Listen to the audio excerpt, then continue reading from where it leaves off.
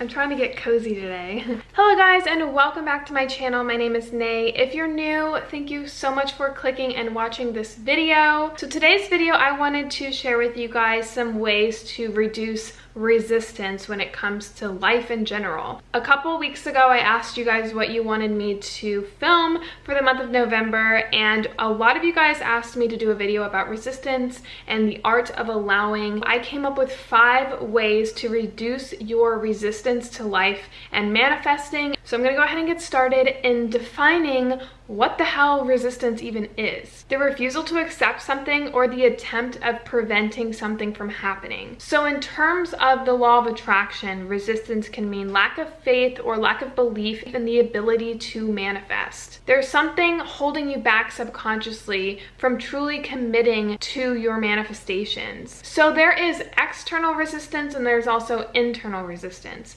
External resistance are things, people, situations that externally try to stop you from getting what you want. Those tend to be a little bit easier to overcome because internal resistance are barriers or beliefs that you've created over years and years of conditioning to halt you from getting what you want. So it's literally you standing in your way. We've lived our whole life believing certain things or living a certain way, so it's sometimes hard to just instantly shut that off and believe in things without having some sort of fear or doubt, which basically is what resistance comes from. Resistance is the fear. Resistance is the doubt that comes from your emotions, your thoughts, your feelings. And these are all ways to overcome your internal resistance. So the first one is to overcome your fears and doubts consciously. We tend to focus on our goals and we tend to suppress the consequences of attaining those goals. Every goal comes with more consequences. They say like once you attain a goal, it comes with 5 other things that you have to worry about,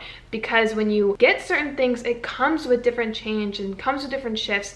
For example, if you want to lose weight and all of your friends are overweight and they somehow feel that when you try to lose weight, you feel like you're better than them. They don't want to be friends with you anymore and they're judging you and they want the old you back. You have to buy those clothes because you're not fitting into your clothes. There's consequences to attaining your goals, and we tend to focus on attaining the goal because we want it so bad, but we suppress those fears and doubts that come with attaining the goals. So you have your conscious mind and you also have your subconscious mind. I've talked about this in a separate video, but it's basically like an iceberg. Your conscious mind is like the iceberg that's outside of the water. The roots of all of your thoughts and all of your behavior stems from your subconscious mind, which we can't see and is underlying underneath the water. Your conscious mind commands, whereas your subconscious just simply obeys. So whatever we're resisting is persisting. It's literally living in us, which is kind of a scary thought to think about because a lot of the times we're so unaware of it. So I read something online and it said your subconscious mind works 24/7 to make your behavior fit a pattern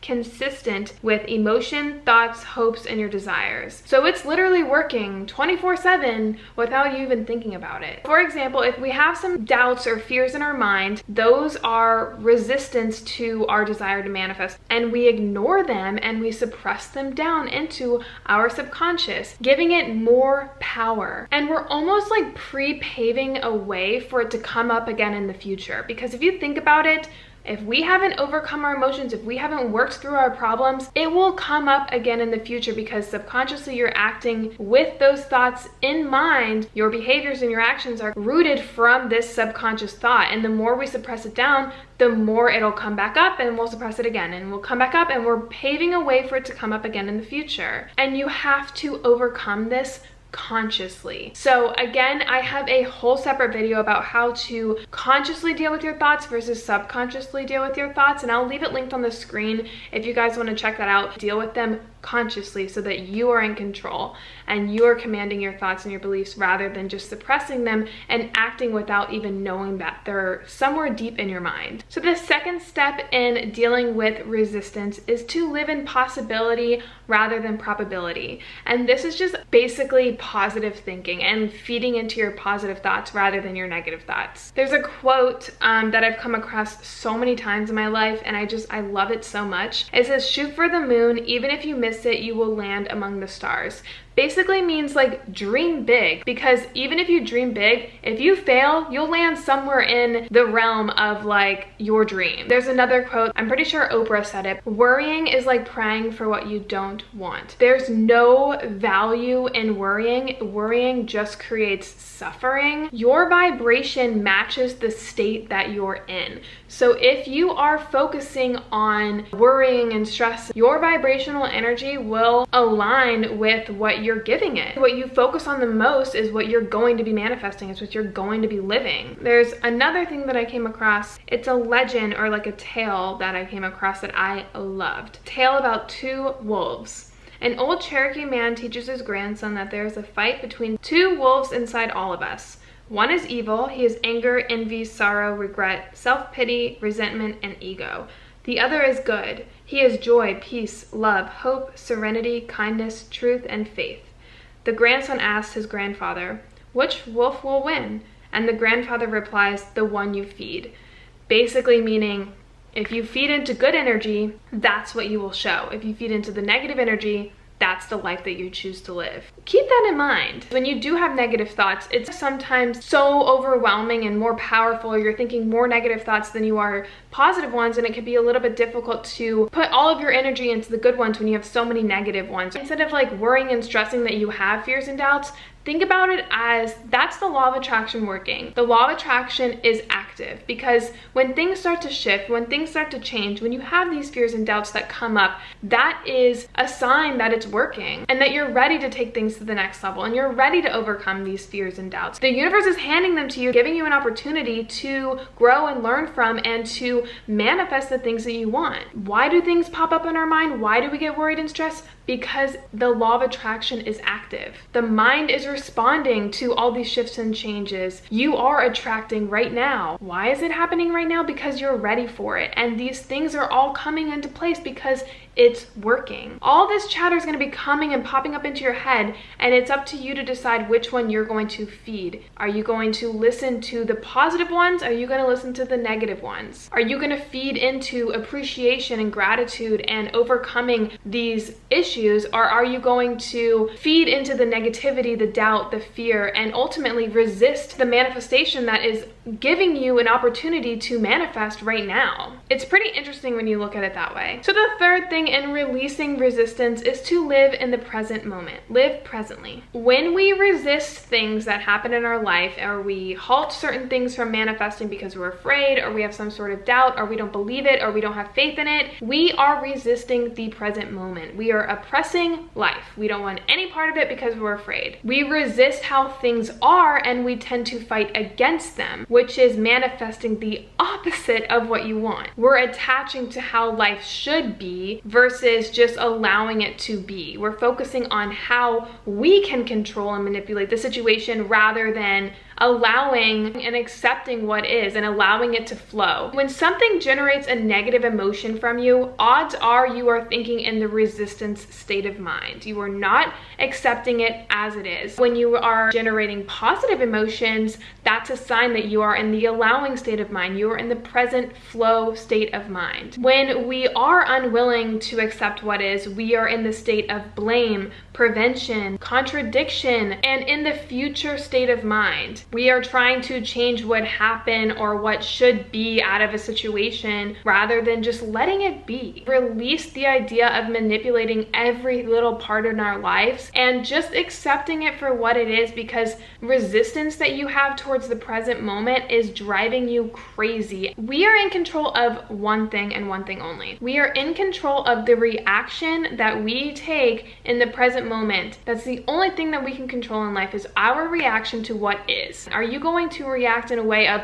resistance because of beliefs that you have of what should or shouldn't be and you're not living presently? Or are you going to create a positive reaction to the present moment of allowing and just letting it be? So the fourth thing in overcoming resistance is to give it a chance to be easy. We're so used to the idea that getting what we want comes with a copious amount of effort, struggle, and suffering and hard work, but that's not the case. When we think in those terms, everything is going to be hard, we focus on ways to reduce that suffering while we're in the process of manifesting, therefore giving our attention to the idea of suffering and manifesting suffering, and not allowing the things that we want to manifest flourish naturally. And we're adding suffering into the equation of manifesting. But have you ever stopped to think that maybe suffering isn't even part of the equation at all? Subtract it. It's not part of the equation. Life is not hard. That ideology that has been pushed into us by society, culture, that obtaining things that we want is hard,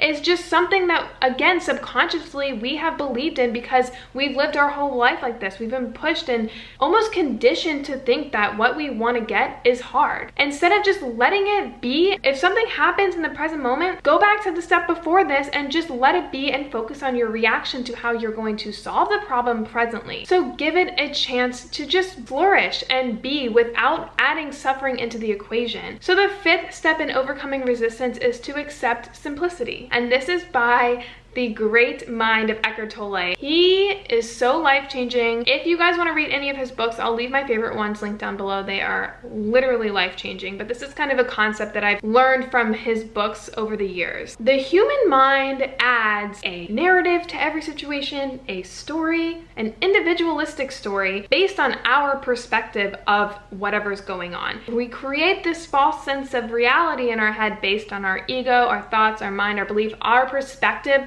of what went on. So instead of putting and spinning life's moments into a false narrative, a false story, a false perspective of what really happened, release the emotional thinking. Don't attach your emotions to your thought process, because that is just a vicious cycle. The story creates an emotion, and every time you have that emotion, you think of the story, and then the story creates even more emotion, and that emotion makes you think of the story again, which creates even more emotion. It's just like this cycle that just keeps going, and it's just this never-ending false story in your head that's triggering emotions that were never there in the first place about a situation that has previously happened. Don't create something out of nothing. Eckhart Tolle explains this whole story in A Duck with a Human Mind. I'll leave the story link down below. It is amazing, but it's basically about how when two ducks fight, they get all this energy built up, and then they flap their wings really fast to release all the energy, and they go on about their day. Whereas if the ducks fought with a human mind, we'd create this false story of, I can't believe he did that, I will never forgive him for what he did, I can't wait to see him again because I'm gonna put him in his place, and we just create this false story that replays over and over and over. Eventually it becomes this like false reality of what happened years ago, months ago, days ago. It's over, and we've put all this built up energy into something that we created into this huge story that isn't really what's happening. And instead of just simply swimming away, flapping our wings for 2 seconds to release the anger and letting it go. And we tend to look at life situations like this. We create this huge idea of what it is. We create these fears and these doubts, and we think about the past, we think about the future, we have our subconscious beliefs, and we create this whole false scenario around the concept. When we look at it as just being simply life, feeding into the simplicity of it all and not attaching an emotional thought process onto it, it doesn't seem that big of a deal anymore. It doesn't create suffering and doubt and fear because we're not feeding into our emotional thought process, and we're not attaching that emotional thought process to our manifestations, and it just becomes more simple. Like, our manifestations just become simple, and we just appreciate life for what is, and we allow it to flow into our lives, and we start seeing things manifest really quickly into our lives with ease and simplicity. That being said, I hope you guys got something from this video. Usually I have an idea of a video in mind, and I already have like things that I want to talk about, but this one I just had resistance on the piece of paper, and I did my own research for it, and I feel like whoever requested this video somehow manifested it into my life because I needed it. I really ended up loving this video and researching it, and I got so much from every single 5 steps because I learned something new. I feel like it was the universe telling me to just live by these 5 steps because they definitely hit me. They hit me hard, and I'm glad that you guys requested it. So thank you so much to whoever requested. A few of you guys did, and I really appreciate it. If you guys have any more video ideas, please pop them down below because you never know who might need them. I might need them, you might need them, someone else who watches the videos might need them. So if you have any video requests for Law of Attraction videos in the future, pop them down below. I really hope you guys enjoyed this video as much as I did, and I will see you guys all in a future video. Bye guys!